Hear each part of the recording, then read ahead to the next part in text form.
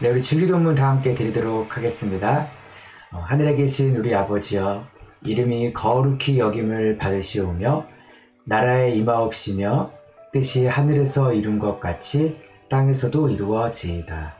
오늘날 우리에게 일용할 양식을 주옵시고, 우리가 우리에게 죄 지은 자를 사하여 준 것 같이 우리 죄를 사하여 주옵시고, 우리를 시험에 들게 하지 마옵시고, 다만 악에서 구하옵소서.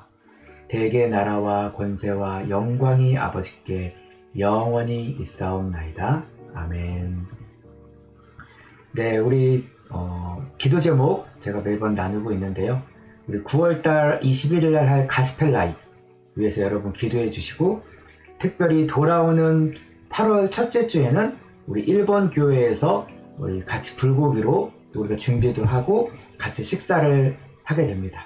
그래서 우리가 한 교회라는 것, 예수 그리스도를 머리로 한 교회라는 것을 잊지 마시고 또 같이 함께 식사까지 해주시길 바라고요. 달라진 교우 소식 중에 하나는 우리 그 윤기열, 윤가영 가족이 차가 이렇게 와이트락에 방문했었는데 그 뒤에서 차가 박아서 차가 많이 고장나고, 다행히 지수랑 가족들은 다 안전하다고 합니다. 그래서 병원도 다니고 있고 지금 사고 처리를 하고 있는데요.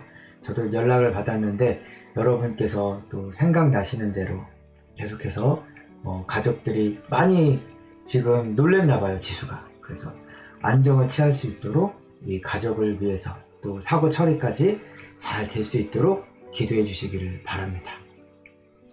우리 6, 7, 8은 지금 여름 썸머 스페셜이죠. 그래서 오늘 포함해서 매월 셋째 주에 이렇게 온라인 예배를 드리고요.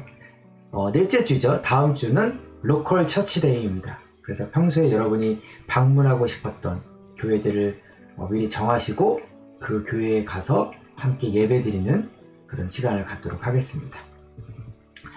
네, 우리 누가복음 강해 설교 시리즈 계속되고 있는데요. 지난 시간 제가 1분 복습하도록 하겠습니다. 누가복음 3장 15절에서 22절 어린 양이라는 제목으로 세례에 대해서 제가 말씀을 전했죠. 왜 예수님이 세례를 받으셨나. 또 우리 그날은 특별히 지수도 세례를 받는 시간이었죠.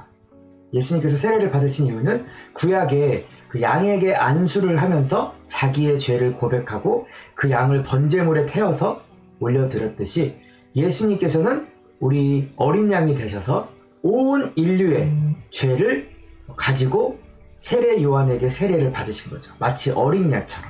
그래서 세례 요한도 보라, 세상 죄를 지고 가는 하나님의 어린 양이로다. 그래서 예수님께서 세례를 받으신 이유는 마치 어린 양이 되셔서 온 인류의 죄를 그분이 감당하시고 십자가에서 죽으신 거죠. 그 값을 치르신 거죠. 그래서 우리가 어린 양 예수님에 대해서 지난 시간에 공부를 했고요. 후반절은 예수님의 족보에 대해서 나오는데요. 좀 특이한 구절이죠. 그래서 오늘은 어떤 내용이 있는 게 아니라 족보에 관한 이야기인데, 과연 오늘 말씀을 통해서 우리가 또 무엇을 얻을 수 있는지 한번 살펴보도록 하겠습니다. 오늘은 10번째 시간, 하늘을 바라보라 는 제목으로 말씀을 전하도록 하겠습니다. 우리가 하늘을 바라보면 여러분 버나비 마운틴만 가봐도요, 온 색깔이 다 이렇게 보이는 데가 있습니다. 그냥 하늘이 파란색만 있는 게 아니라 여러 가지 색깔로 노을이 질 때 아름다운 것을 볼 수 있는데요. 안타깝게도 이런 것들을 볼 수 없는 사람들이 있죠. 생맹이라고 하는 거예요. 생맹. 색깔을 구별하지 못하는. 근데 아주 심각한 사람들은 다 흑백으로만 보인다고 해요. 근데 현대 의학이 발달돼 가지고요, 이런 사람들을 위한 아주 안경이 나왔는데 이 안경의 값이 너무 비싸다고 합니다. 근데 실제로 온타리오에서 이 그 친구들이 돈을 모아서요, 그 생명인 친구에게 이 안경을 선물한 거예요. 그래서 그 친구가 처음 이것을 쓰고 너무나도 그리고 감동하는 모습이 나오는데요. 잠깐 그것을 보고 이야기를 나누도록 하겠습니다.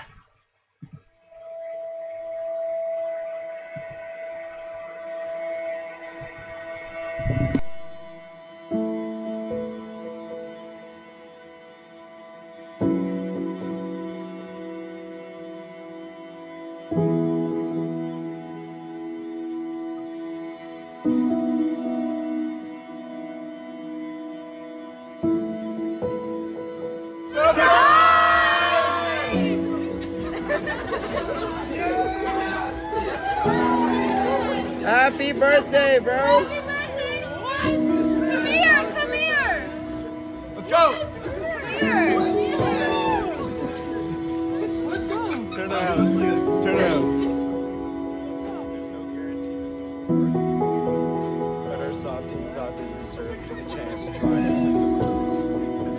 Put him on, bro.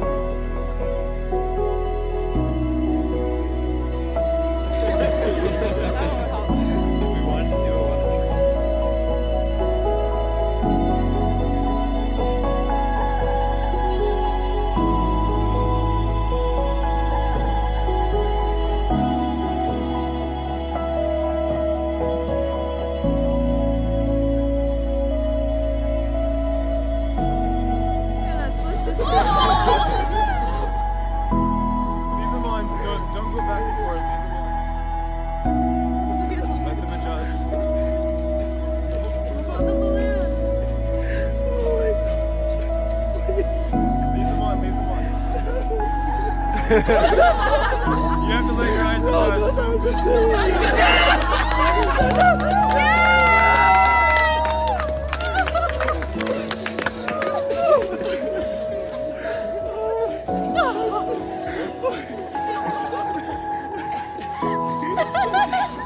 Wait, put that one on?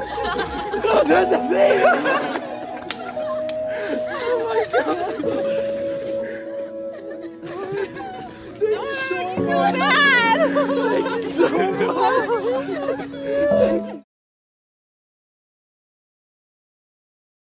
네, 정말 아름다운 장면이죠. 우리가 당연하게 생각했던 어떤 색깔과 하늘과 이런 것들이 어떤 사람에게는 당연하지 않은 거죠.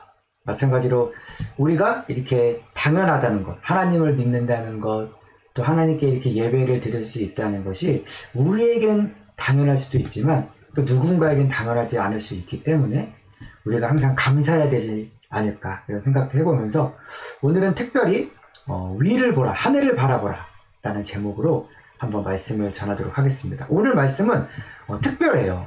예수님의 사역의 시작을 알리면서 그 예수님이 누구인지를 거꾸로 올라갑니다. 예수님의 아빠는 요셉이고 요셉은 엘리의 아들이고 엘리는 맏닷의 아들이고 하면서 족보를 계속해서 올라가는 거예요. 오늘 끝날 때까지 낮게는 누구의 아들이고 누구의 아들이고 누구의 아들이고 하면서 이제까지의 족보는 위에서부터 아래로 내려오는 거였다면 누가복음의 족보는 특이하게 밑에서 위로 계속 올라갑니다.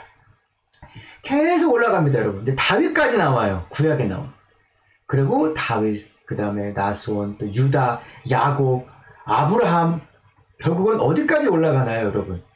우리가 잘 알고 있는 셋, 그리고 아담, 그리고 결국은 하나님까지 족보가 올라가게 됩니다. 참 재밌죠?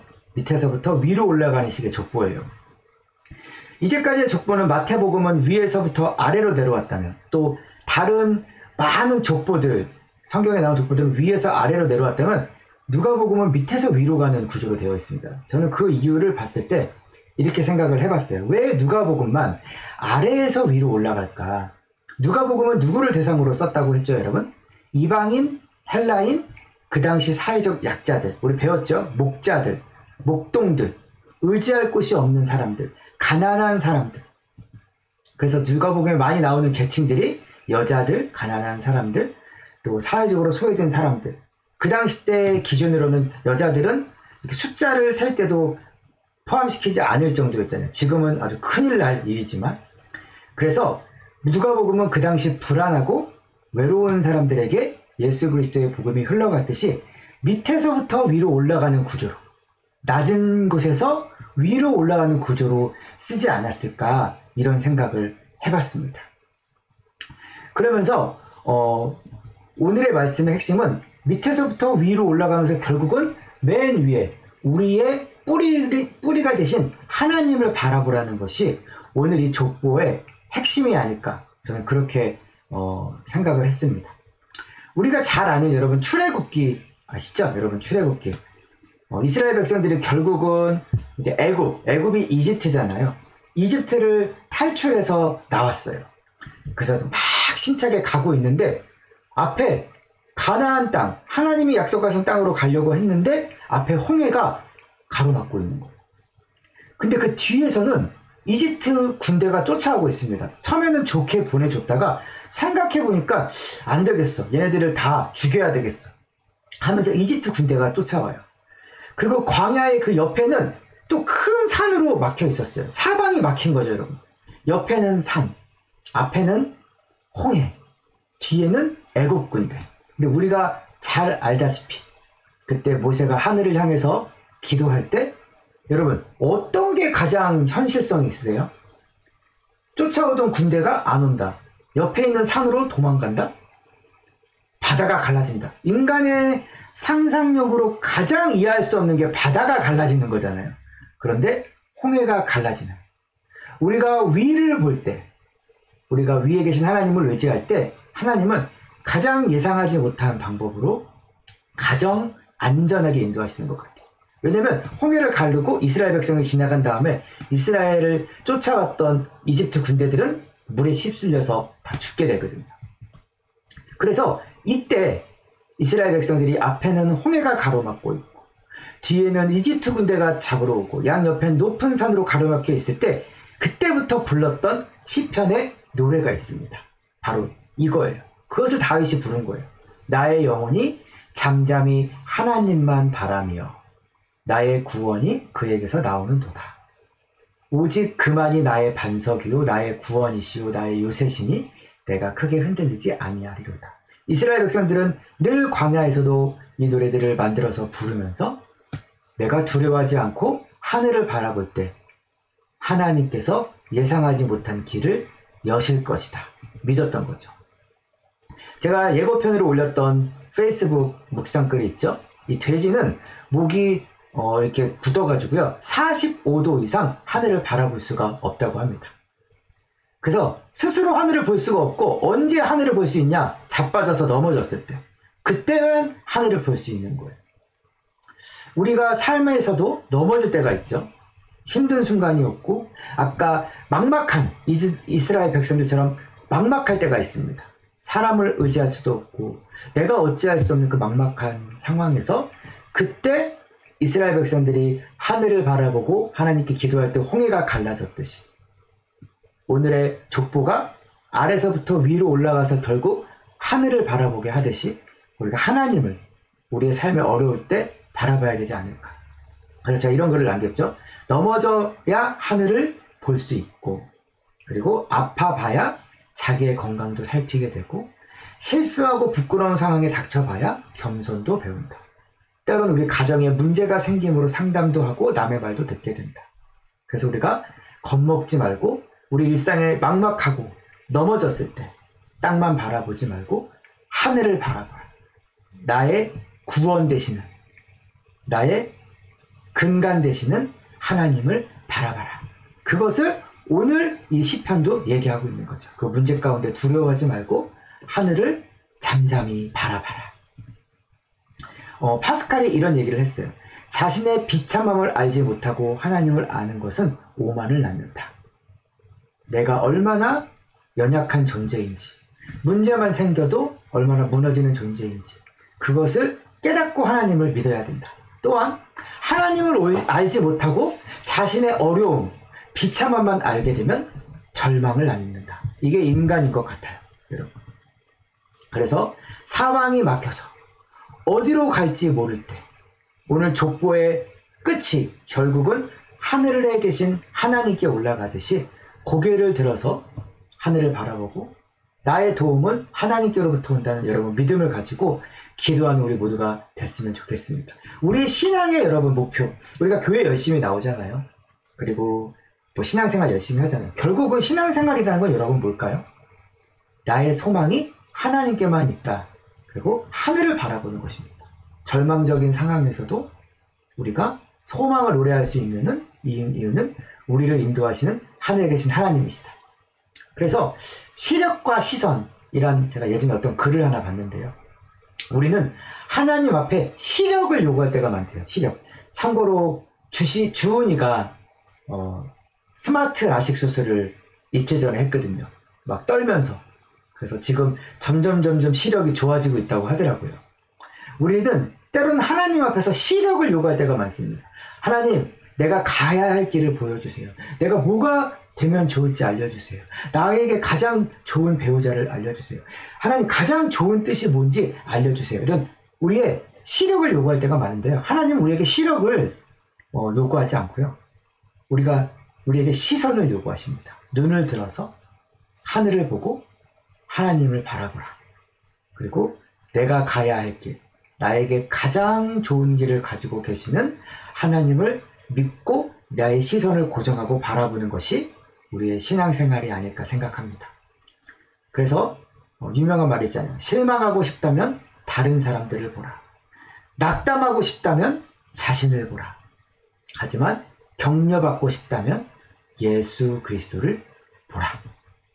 그래서 오늘 말씀을 정리하면 마태복음뿐만 아니라 다른 성경의 모든 족보가 누가 누구를 낳고 위에서 밑으로 내려왔다면 이 누가복음만 아래에서 위로 올라가면서 우리의 시선을 결국은 하나님을 바라보게 하는, 그래서 그 소외된 자들, 힘든 자들, 막막한 자들, 도움이 필요한 자들에게 너희의 참된 도움은 어디에서 온다? 하나님께로 온다. 너의 시선을 하나님께로 향해라.